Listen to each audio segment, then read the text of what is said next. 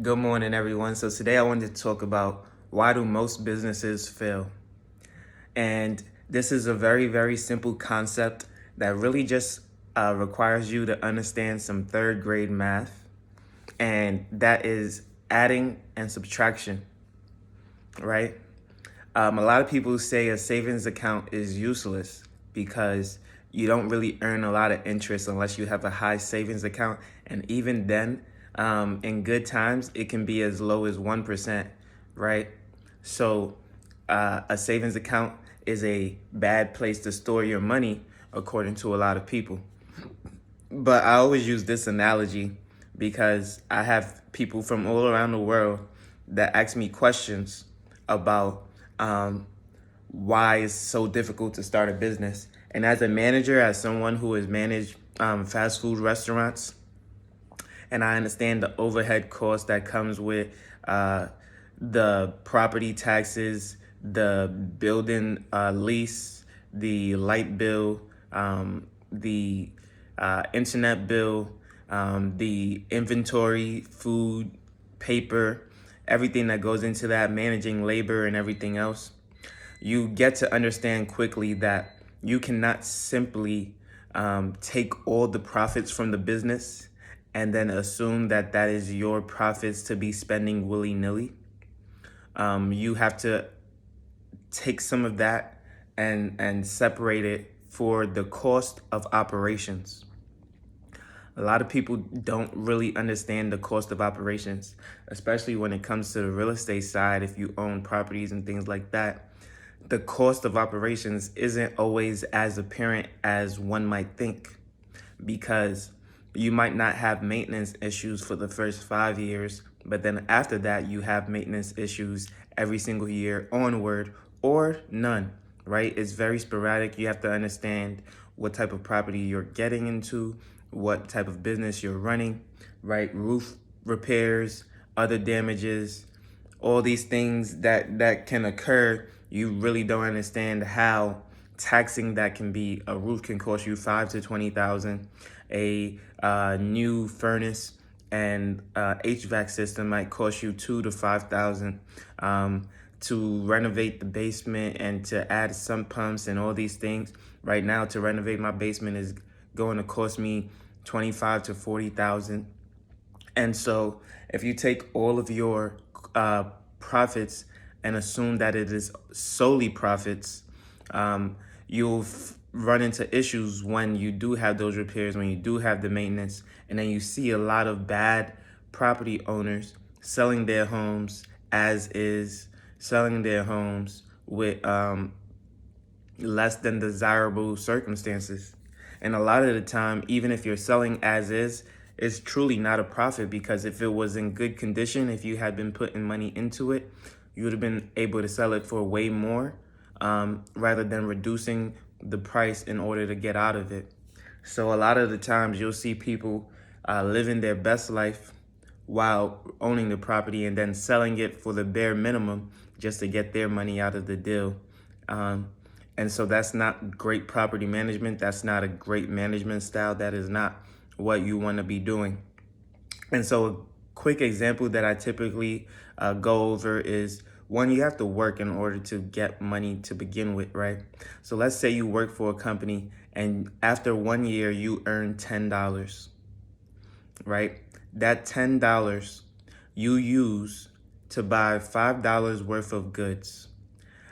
If you're from New York, you see people on the trains every single day with different bundles of snacks, chips, and things like that. It might cost them $30 to get all those chips and snacks, and then they go ahead and sell it at $1 a piece.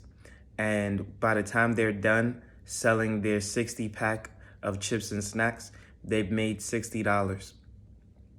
If that child spends $31 out of that $60, they no longer have the $30 that they need to restock and supply. So no matter what they do, they must ensure that they don't spend more than $30 just to continue the operations of their business, right? That does not include transportation fees that they pay to get on the trains every day. That does not include the food that they must eat every day.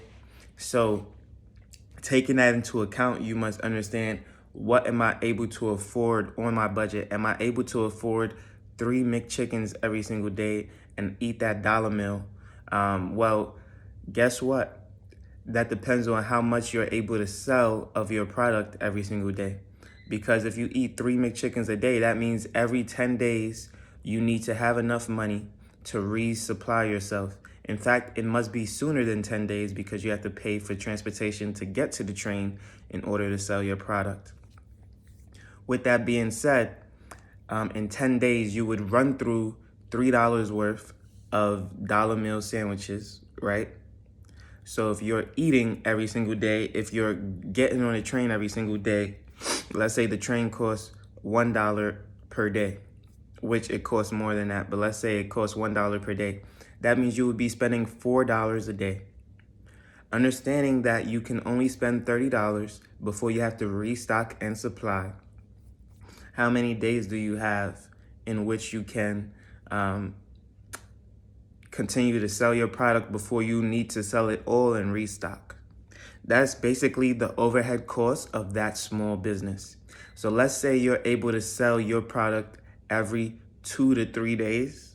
You would definitely have enough to continue the operations of your business in a healthy way and probably save $4 to $6 every single 3 to 4 days, right? Which means you might be able to save $8 to $12 a month and then continue working for yourself, running and operating your business. That is on a very small scale. Then you can take that same understanding and ideology into running a shop or running a bike store. And all these things are gonna have different costs, different metrics, different maintenance procedures, right? The kid running the snack store doesn't have to worry about a roof leak, insurance, things like that. So their costs and expenses are completely different, but they still have to account for their transportation, their food, and their restocking of supplies. Once they have that in order, they must understand, what is the demand for the business? Is the demand good enough for me to continue to operate this business and continue to push this business? Because if there is no demand, then I'm going to continue to pay for food. I'm going to continue to pay for transportation, and I will eventually run out, even though I'm operating my business as optimally as I can, right? Or is the location bad, right? If you're not selling your product quick enough, am I in the right location? Do I need to go to Bronx rather than Brooklyn? Do I need to go to Queens rather than the Bronx? Do I need to go to Staten Island? Where do I need to go in order to sell my product every 3 days rather than every week? And so these are all the things that you have to take into consideration. Even when buying property, you have to understand, where's the location? Are people going to want to rent here? And understand that, are they getting the best deal possible? And will I be able to rent this out as soon as possible? And so those are the questions that you must ask yourself when getting into business. And this is why most businesses fail, because a lot of people take their profits and think it's only profits. And then a lot of the times they forget about taxes as well. So that's another hurdle to cross over when that is in play. And so what expenses do you have? What is the demand? Am I setting aside enough for my savings? Am I setting enough aside for taxes? And then having the right people in your team, right? You can hire a tax professional. You can hire an accountant. You can hire people to help you understand the makeup of your business, understand the profit and loss statements, understand how much you're able to take out for your own personal use and what you must put back into the business. And once you have that understanding, you are good to go. So this is why most businesses fail. If you like videos like this, make sure you leave a like, comment, and subscribe. You know I post every single day at 8 a.m. daily, and I can't wait to see you on the next one. Peace.